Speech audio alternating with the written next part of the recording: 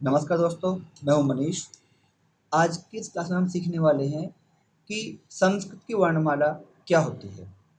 संस्कृत में जो वर्णमाला है उसे कहते हैं प्रत्याहार सूत्र और इसी को माहेश्वर सूत्र भी कहते हैं। प्रत्याहार सूत्रों को 14 सूत्रों में बांटा गया है। जो पहले 4 हैं वो स्वर हैं और जो बाद के 10 हैं उनमें व्यंजन आते हैं।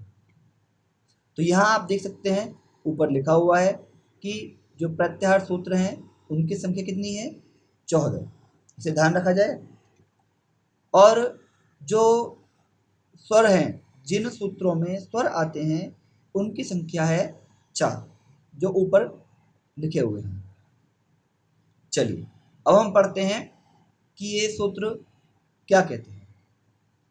सबसे ऊपर है अ, इ, उ, ण, ऋ, ऋ, क, ए, ओ, ग, ऐ, औ, च।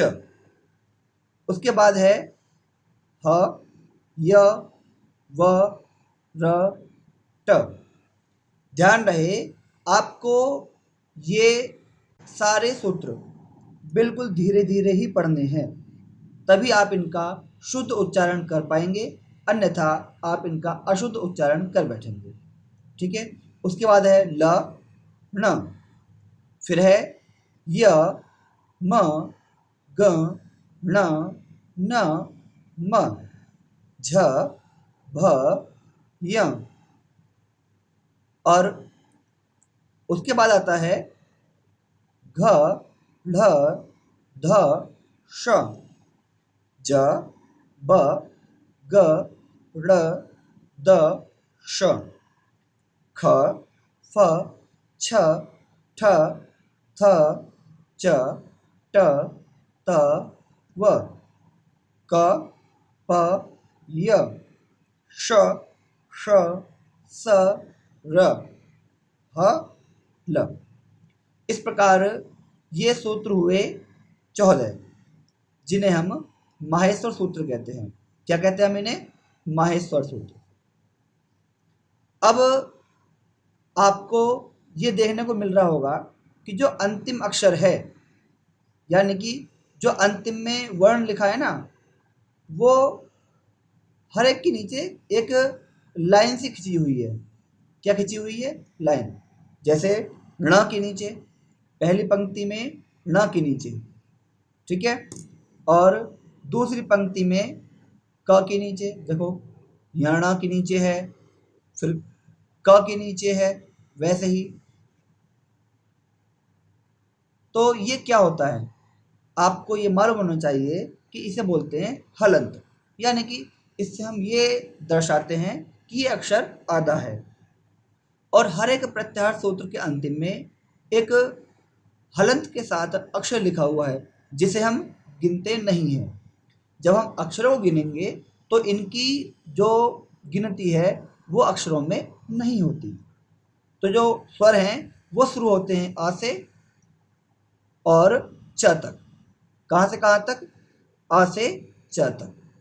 ये तो अ, इ, उ, ऋ, ऋ, ए, ओ, ऐ, औ। ये स्वर हैं। तो इनकी संख्या कितनी हुई? 3 पहली पंक्ति में है, 2 दूसरी पंक्ति में, 2 तीसरी पंक्ति में और 2 चौथी पंक्ति में। तो कुल मिलाकर के इनकी संख्या हुई 9। उसके बाद आते हैं व्यंजन। तो व्यंजनों में भी यही नियम लागू होता है कि जो अंतिम में हलंत के साथ, जो अंतिम में हलंत के साथ अक्षर लिखे हुए हैं, उन्हें हम काउंट नहीं करेंगे। उन्हें हम संख्या शब्दों में या हम कहें कि वर्णों में नहीं गिनते हैं। तो यहाँ पर है ह, य, व, र, ल, य, म, ग, ण, न। फिर है झ, भ, घ ढ ध ज ब ग ड़ द ख फ छ ठ थ च ट त क प श श स और ह। इतने ही अक्षर हमें गिनने हैं। अब आपके मन में ये प्रश्न आ रहा होगा कि ये इस प्रकार क्यों लिखे हैं। जैसे हिंदी की वर्णमाला होती है तो पहले स्वर आ गए, फिर क वर्ग के सारे अक्षर आ गए, फिर च वर्ग आ गया। इस प्रकार क्यों नहीं लिखा? तो ये आपको मालूम होना चाहिए कि इसमें एक क्रम में लिखा है। पहले जो मूल स्वर हैं अ ई उ री और री, कौन कौन से मूल स्वर हैं? तो वो मूल स्वर हैं अ ई उ री और ली। ये मूल स्वर हैं, तो ये सबसे पहले लिखे हुए हैं। और उसके बाद है फिर ए ओ ऐ औ। जो ए ओ हैं वो अ और ई से मिलकर क्या बना? ए। फिर उसके बाद अ और ए मिलेगा तो ऐ बनेगा, तो ये मूल नहीं हुए। ऐसे ही जो ओ है अ और उ मिल करके ओ बन जाता है, और फिर अ और ओ मिल करके औ बन जाता है, ये औ। तो ये भी मूल नहीं हुआ, इसलिए इनके बाद इनको लिखा गया है। और जो नीचे हैं व्यंजन, वो भी कुछ इसी प्रकार लिखे हैं। ठीक है, तो जो व्यंजन हैं उनको भी कुछ इसी क्रम में लिखा गया है। जानेंगे कैसे लिखा गया है? देखो, जो यहाँ पर य व र और ल, य व र और ल, ये तीन चार अक्षर लिखे हुए हैं। य व और ल, इनको इसलिए स्वरों के बाद लिखा गया है क्योंकि जब हम संधि पढ़ेंगे तब आपको ये पढ़ने को मिलेगा कि ये चार वर्ण चार स्वरों के स्थान पर आते हैं, लेकिन बस ये हलंत के साथ आते हैं, इतना ही अंतर है। वो चार अक्षर कौन कौन से हैं? तो ये ई के स्थान पर यह आता है, उ के स्थान पर व आता है, और री के स्थान पर र आता है, और ली के स्थान पर ल आता है। तो इन्हें अर्ध स्वर भी कहते हैं, क्योंकि यही चार व्यंजन ऐसे हैं जो स्वरों का स्थान ले सकते हैं। यानी कि कुछ कंडीशन में, कुछ परिस्थितियों में ये स्वरों के स्थान पर आ जाते हैं, इसीलिए इनको स्वरों के बाद लिखा गया है। फिर उसके बाद जो यहाँ पर आप देख रहे होंगे कि पांचवा अक्षर कौन सा अक्षर है? फिर पांचवा, यानी कि इस सूत्र में ये पांचवा अक्षर है। य म ग ण न, य चवर्ग का पांचवा है, म पवर्ग का पांचवा है, ग कवर्ग का पांचवा है, ण टवर्ग का पांचवा है, और न टवर्ग का पांचवा अक्षर है। और उसके बाद फिर है ये झ भ और घ ढ ध, ये हर एक वर्ग के चौथे अक्षर हैं। कौन से अक्षर हैं ये? चौथे अक्षर। तो हम यहाँ पर ये देख लेंगे, ये पांचवा अक्षर है, ये चौथे अक्षर हैं। उसके बाद जो ये प्रत्याहार है, ये सभी हर एक वर्ग के तीसरे अक्षर हैं। कौन से अक्षर हैं ये तीसरे अक्षर हैं। और इस प्रत्याहार में ख फ छ ठ थ यहाँ तक ये सभी अपने वर्ग के दूसरे अक्षर हैं। और उसके बाद जो ये अक्षर हैं च ट त और क प, कौन से?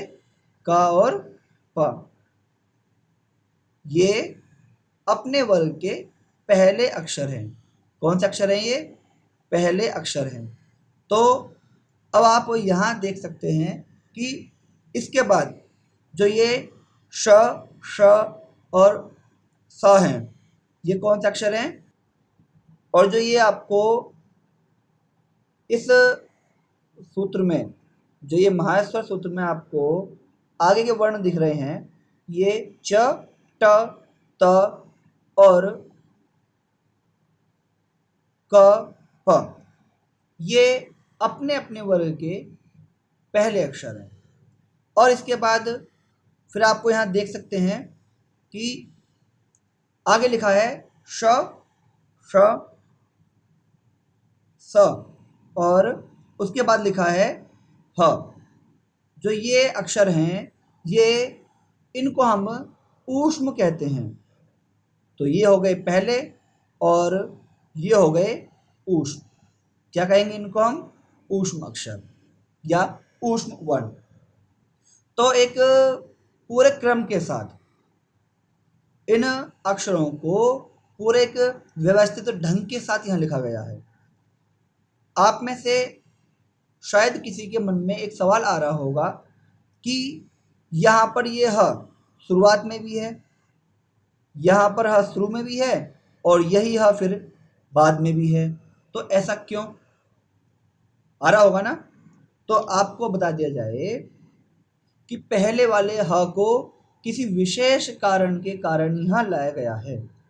जब कभी आप सूत्र पढ़ेंगे या संधि पढ़ेंगे या इनकी सिद्धि आदि पढ़ेंगे, तब आपको ये पढ़ने को मिलेगा कि इस ह को 2 बार क्यों लाया गया। सामान्य जो बच्चे पढ़ते हैं स्कूल में, उनके ये सिलेबस से बाहर रहता है और ऐसे पॉइंट से समझाने से वो कंफ्यूज हो जाते हैं, इसलिए वो इसे छोड़ दें। ठीक है। अब जब कभी हम प्रत्याहार सूत्र बनाते हैं, क्या बनाते हैं? प्रत्याहार सूत्र। यानी कि जब हम संधि पढ़ेंगे, जैसे हमने पढ़ा दीर्घ संधि, तो सबसे पहले हम संधि जो पढ़ते हैं, स्वर संधियों में एक संधि आती है, उसका नाम है दीर्घ संधि। क्या नाम है उसका? दीर्घ संधि। तो उसमें क्या होता है? दीर्घ संधि में अब एक सूत्र मिलेगा अकह सवर्णे दीर्घ। क्या मिलेगा? अकह सवर्णे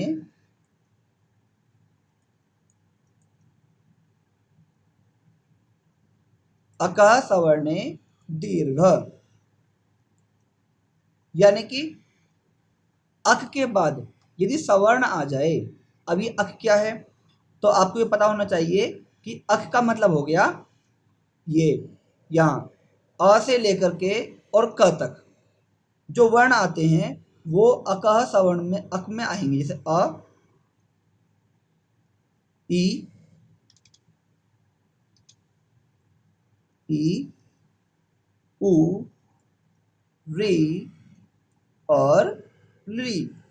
मैंने बोला था कि जिन वर्णों के नीचे इस प्रकार हलंत लगा होता है उनको हम काउंट नहीं करते, इसलिए हमने ण को और क को छोड़ दिया। तो अ, ई, उ, री, यदि इनके सामने इनके जैसे ही यानी कि हम शक्ल आ जाए, कैसे? अ के सामने यदि आ जाए तो क्या होगा? दीर्घ, अर्थात दोनों को मिलकर के आ हो जाएगा। और ई के सामने ई आएगा तो दोनों को मिलकर के दीर्घ ई हो जाएगा। तो इन सभी जो संधि के नियम हैं, इन्हें छोटा करने के लिए, ताकि आपको बार बार ये ना बोलना पड़े कि अ, ई, उ, री के सामने अ, ई, उ, री आ जाए तो फिर उनको आ, ई, उ, दीर्घ री और दीर्घ री हो जाएगा। ऐसा ना कह करके एक छोटी सी बात कही कि अक के सामने यदि अक आए तो दोनों को दीर्घ हो जाएगा। ठीक है।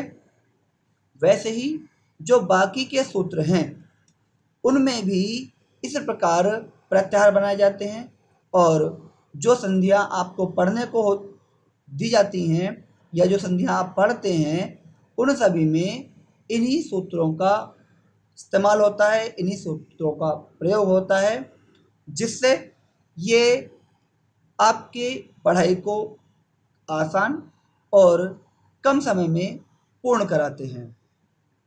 तो ये है प्रत्याहार सूत्र, जो 14 होते हैं। कितने होते हैं? 14। तो प्रत्याहार सूत्र हो गए 14। ठीक है, 14। और स्वर कितने हैं? तो स्वर कहलाएंगे पहले 4 में। जो पहले 4 प्रत्याहार हैं उनमें स्वर हैं, और जो व्यंजन हैं वो हैं बाद के 10 सूत्रों में। ठीक है, तो जो प्रत्याहार की संख्या है वो है 14। कितनी है? 14। स्वर कितने में है? 4 में। व्यंजन कितने में है? 10 में। कितने में है व्यंजन? 10 में। यदि आपके मन में कोई भी सवाल आ रहा हो तो आप उस सवाल को कमेंट बॉक्स में कमेंट करके पूछ सकते हैं, और हम प्रयास करेंगे कि आपके लिए और बेहतर से बेहतर कंटेंट लाया जाए, कम समय में ज़्यादा जानकारी दी जाए, और रोज़ाना या तीसरे दिन आपको एक एक क्लास प्रोवाइड करा दी जाए।